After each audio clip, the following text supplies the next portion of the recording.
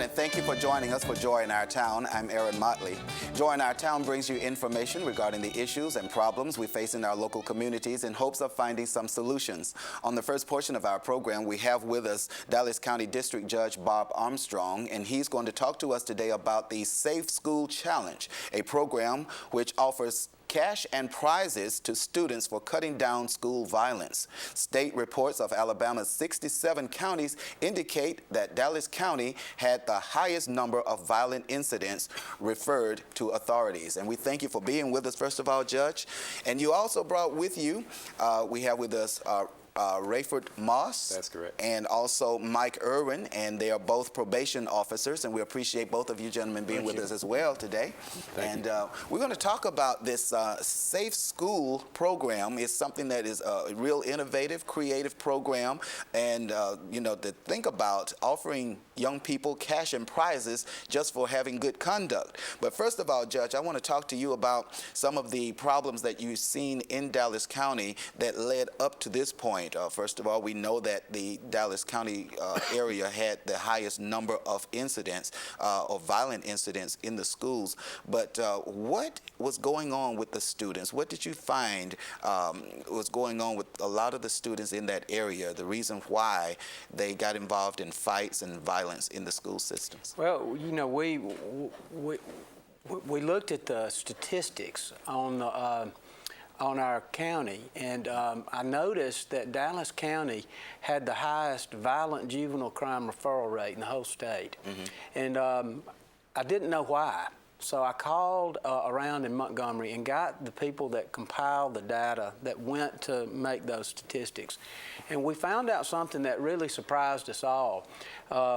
There were 5 different crimes that were included in the violent juvenile crime statistics. They included murder, rape, robbery, aggravated assault, and simple assault, which is just fighting.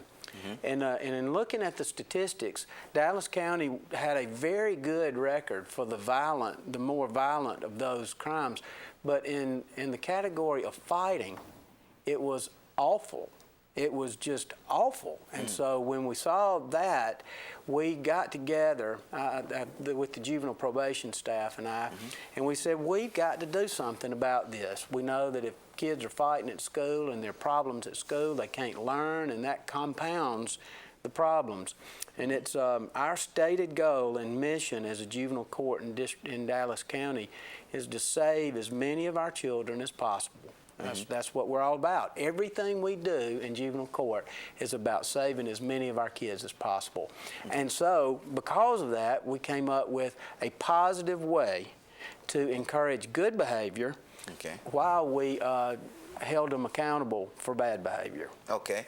I want to kind of go back to that, looking at the fights and finding out what have y'all noticed. Have the students indicated the reasons why they're not getting along and why so many of them were involved in fights? What would lead to that?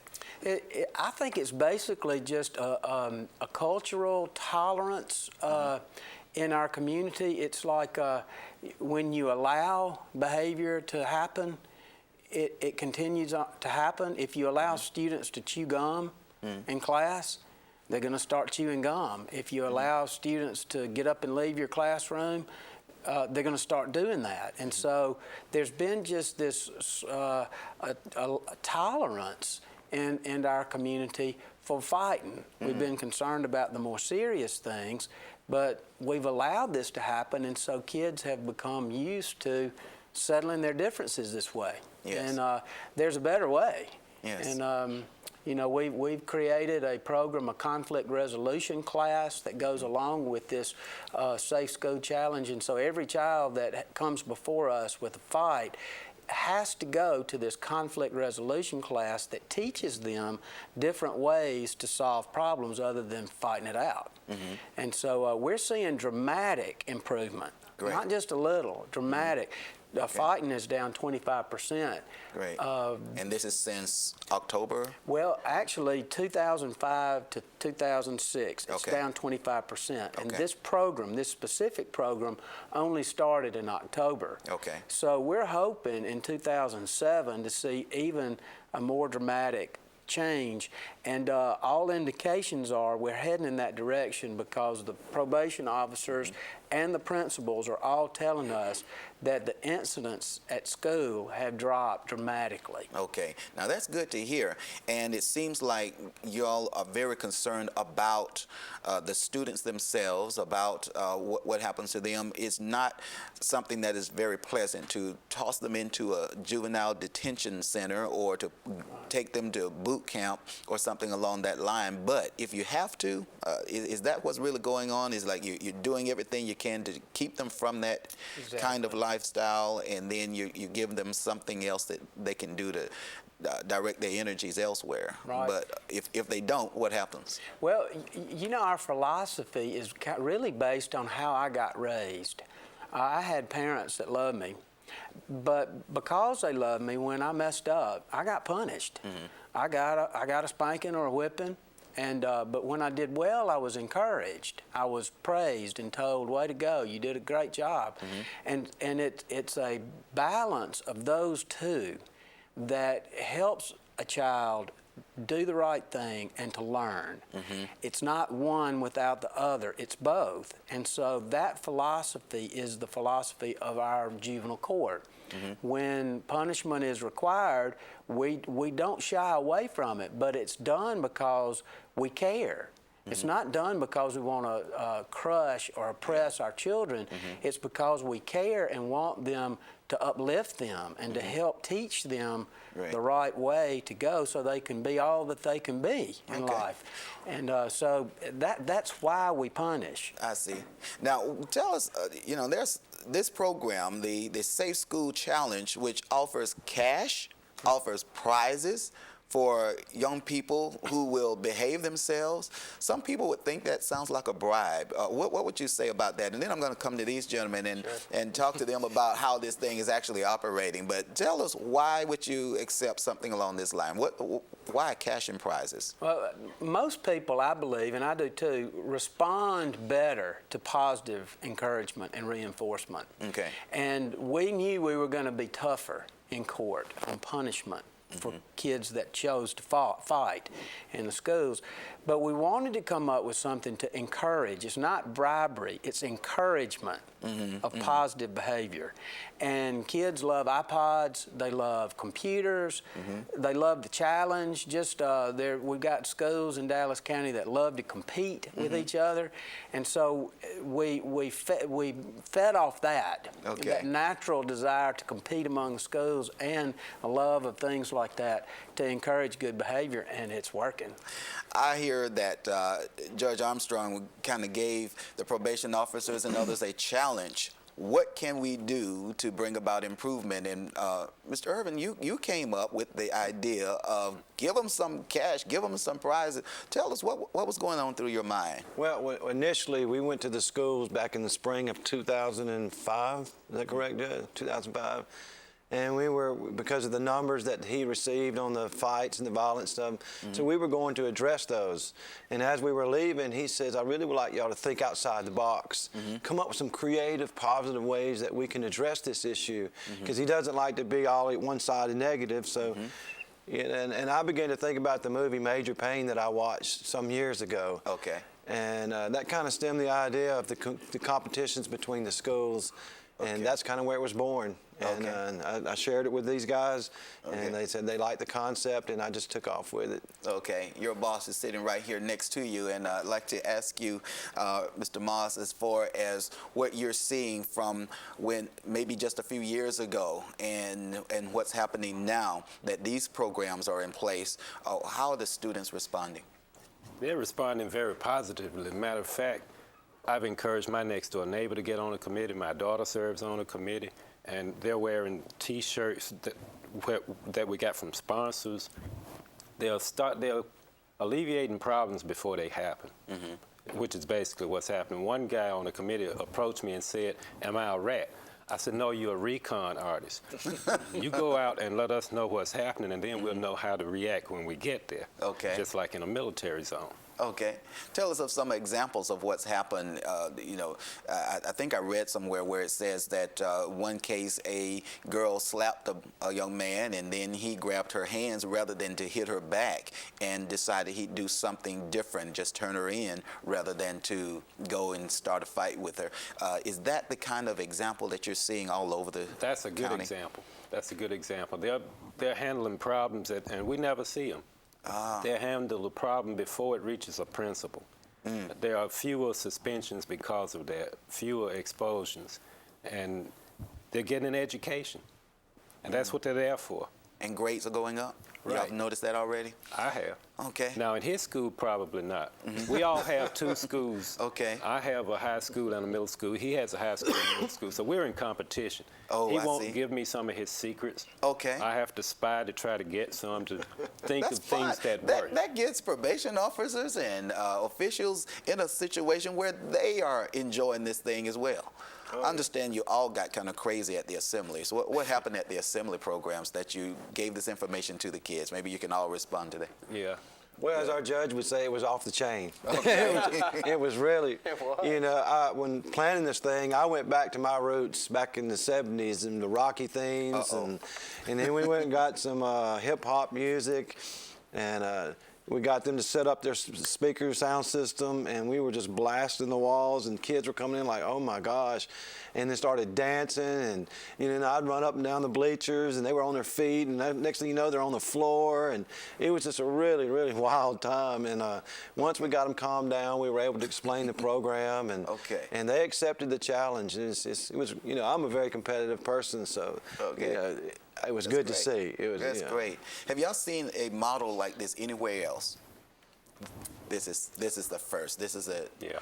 So y'all are going to be the model for other school systems, probably not just in the state of Alabama, but who knows how far. Well, it's funny you mentioned that because we were just talking about that on the way here. And the judge, we were just talking about different resources, money resources, and he told me I needed to think bigger, think outside my vision, beyond just what we have, and think how much bigger this thing is going to, could get.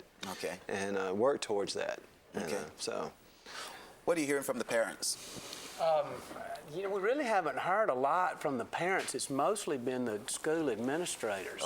That they are so grateful and how much impact this is having. And it's just that they even said out at one of the schools that the teachers were doing a better job with discipline. It had given them hope and encouragement to see that we were being more focused, and so it's just everybody's doing better. Great. Judge, I thank you so much for being with us and all of the work that you're doing. So we may have you guys to come back another time and talk about, other portions and what's going on with this and how it's improving. Thank you so much for being with us on Joy in Our Town. Thank you for being with us on this portion of Joy in Our Town. Stay with us. We're going to talk about Project Restore 2007 when Joy in Our Town continues right after this.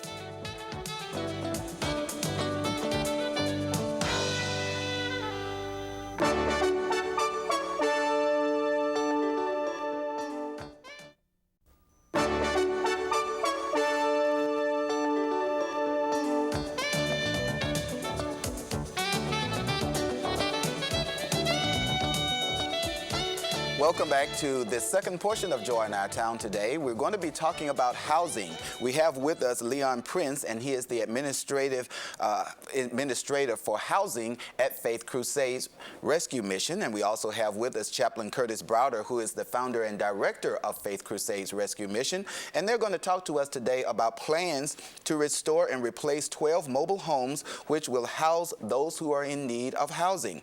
It is Project Restore 2007. Project Restore 2007 represents the combined efforts of Faith Crusade and Crossroads Jail and Prison Ministries. Gentlemen, we thank you for being with us on Joy in Our Town today. And this is really a needed area that we have here in the Montgomery area, and I'm talking about the need for adequate housing. And you have seen that, and there's a vision. Chaplain Browder, we want to really start with you because you have really been into this for many years as far as trying to find adequate housing and to help men in particular to start their lives over and to be in a fresh, or to have a fresh start in life. But I wanted you to just kind of address that. Why is it so important in this Montgomery area to address the area of adequate housing?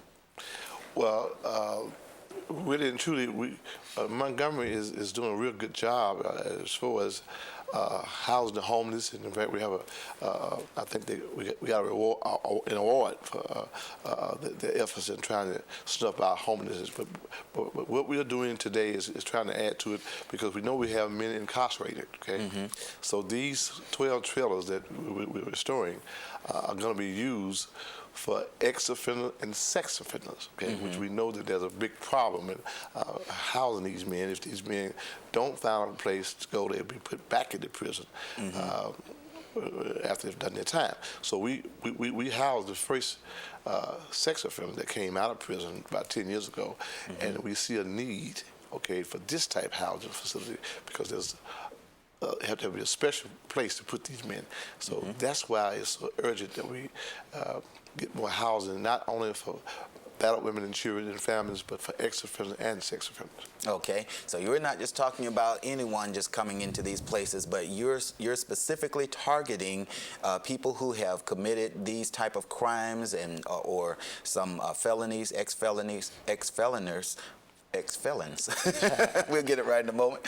But to come into these places, and then what? What will happen if they can get into a place like this? Well, the main thing is most of these men that are coming have done at least 10 to 15, sometimes 20 years with the sex offenders. And the ex-offenders, some of them are parolees, they've done a lot amount of time. What we're trying to do is bring these men in, okay, give them a nice place to stay in a Christian environment, okay, and mentor them. And we ask for mentors to come in and mentor these men back to the society, so we can have vocational rehab schools and things like that to go to bring them back into society so they can be productive. Okay, so they're not just staying there, but they have someone to watch over them, some mentors to train them, and to get them back ready for society. Now, how long have you been doing this? I've been doing this for 30 years of my life, okay? I've been in Montgomery 17 years, okay? But I've been housing ex-offenders and people for 30 years. In fact, we house the homeless. We have a place for homeless people also, and we have a kitchen. So I've been here 17 years in Montgomery. Okay, wonderful. Well, let's just move over to you, Mr. Prince. Talk to us about these houses over on the Mobile Highway, these mobile homes. How did this project come about?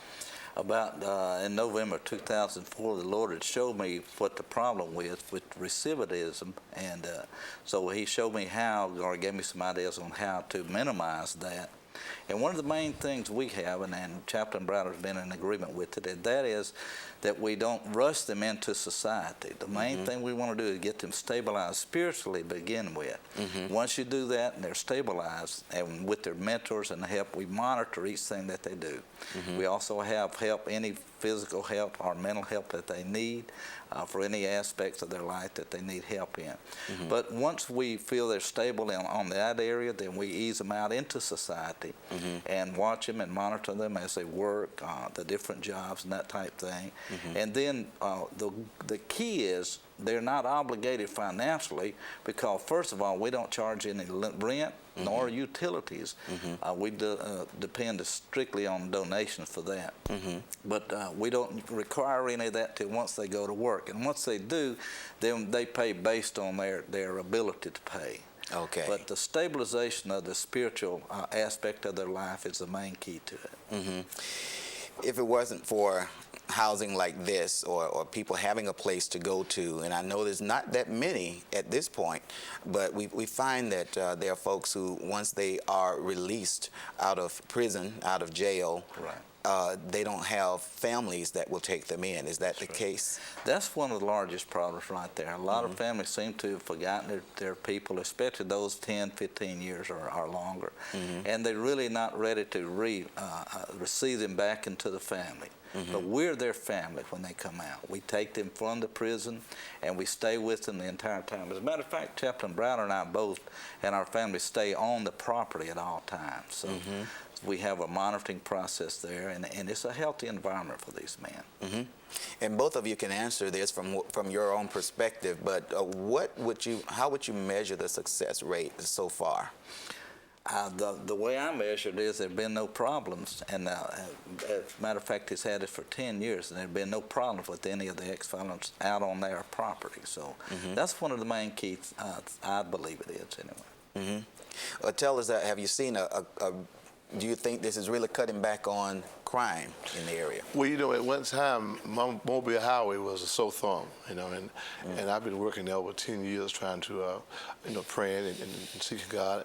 And right now, as I speak, you know, the chief of police and the police department, you see less prostitution, less violence, less crime on Mobile Highway, and that's because we all be working together, you know, as a community effort to bring that place, bring Mobile Highway back, you know. So there is a lot of success and progress that's being made over the past 10 years. I know, because I live there. You know, because you live there. Yes. Okay. And you have other missions, you know, that Right. are there, like Friendship, that they move there, and so the missions, along with the police department and the community efforts, is coming around. Okay. Yes. Okay. Tell us what's in these homes, and I know that you're going through a renovation period, a time to restore these homes. If you can take us on a mental tour of one of these trailers, what would be included in there? In the trailers? Yes. What would be included? In those mobile homes, what's there? I mean, are they already furnished? Are they do they heating, No, air? we don't have any pictures. We do have some. Okay. They were just, in fact, the trailer, everything was condemned now, 9 years ago. In fact, it had grown up. There's nothing in those trailers, nothing. Okay. Now, right now, you know, we're restoring them back, and then we have men from Crossroad Ministry coming in from Georgia. Bishop Cabinet Company gave us cabinets, and other construction people have been giving us things, and we got a couple of trailers that's almost ready. And in fact, they're living in them now. Okay. That's real good. They're good, but there was nothing in them. Just bugs and rat infested. But now they're ready coming to be on. condemned. If you see them now, you'll say, "Wow, God has really blessed us to be able to house men." So these guys are not coming into junk. They're coming into a place where they can feel like it's home. Yes, brand new cabinets and new flooring. And How important is that to them?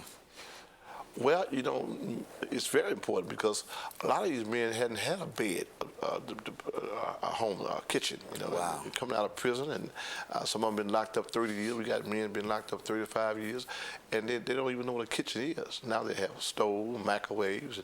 And it's a blessing to see how they claim it. You know, this is mine. This is my home. That's all right. So, Chap, what are some future plans? I understand this is not going to be the end. There's more to come as far as housing is concerned. You got another project that you're working on as well, right? Yes. Tell us about that. That's project, we call it Operation Restore, since we started basically at the same time. The good part about this, the community really become involved in it. As a matter of fact, the majors out at our Maxwell Air Force Base, Lieutenant McGillis is the head of these men. She has approximately 570 men, majors under her in training out there.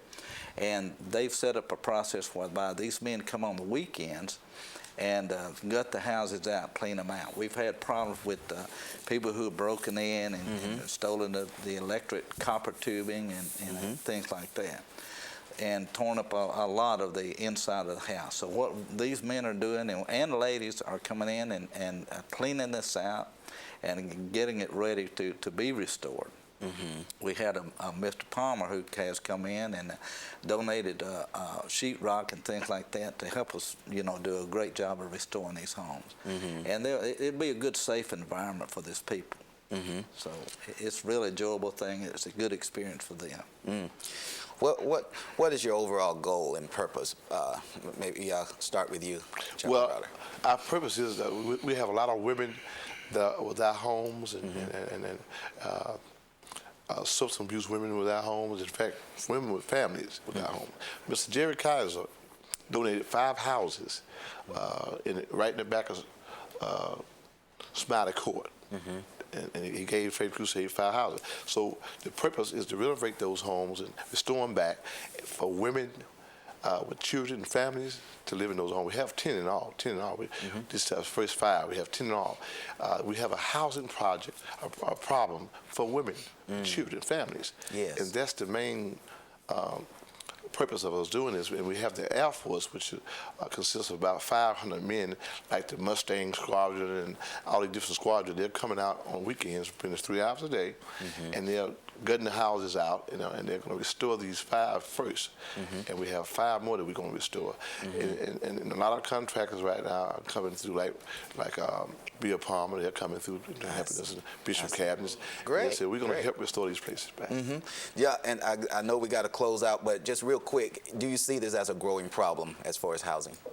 Oh, It's still a there is growing problem. as far as housing. Okay. Because you know that a lot of housing projects are closing down. Yeah. Okay, and in Maxwell area, they're closing down. Yeah. And we do have a big problem in housing. Yes. Okay, but you all are somebody who's stepping out to do something about this problem with the lack of housing in the Montgomery area. And gentlemen, Exactly. I thank you so much for joining us here on Joy in Our Town today, and thank you for the work and effort that you're doing and combining efforts with other people who want to come on board and try to provide adequate housing for people who need it. Thank you for being with us today. Thank you. We really appreciate Appreciate it. And also, if there's a phone number that y'all can give if anybody needs to contact. You can contact Leon Prince. That's me at 286-1870. Okay. For either one of these projects. Okay, thank you. Thank you for joining us this week for Joy in Our Town. Hope you'll join us again next week at the same time. We'll look to see you then.